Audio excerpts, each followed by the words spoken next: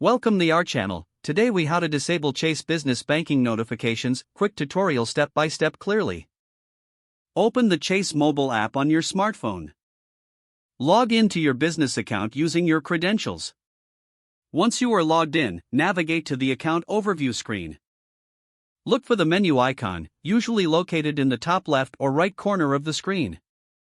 Tap on the menu icon to reveal the options. Scroll down to find the Settings option and select it. Within the Settings menu, locate the Notifications section. Tap on the Notifications option to view your alert settings. You will see various types of notifications listed, including transaction alerts and account updates. Decide which notifications you want to disable. For each type of notification, tap the toggle switch next to it. Turning the switch to off will disable that specific notification. Once you have made your selections, exit the Notifications menu. Go back to the main settings screen. Review your changes to ensure they are saved. Finally, log out of the app if you are done with your banking session.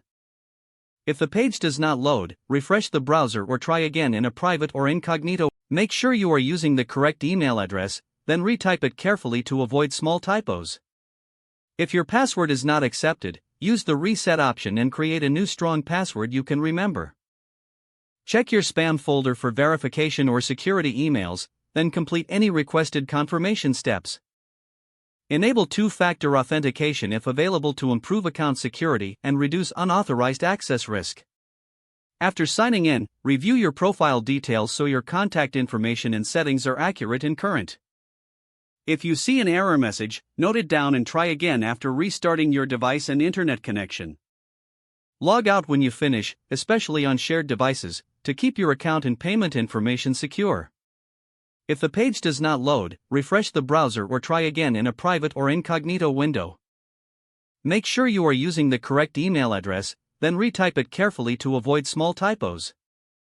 If your password is not accepted, use the reset option and create a new strong password you can remember.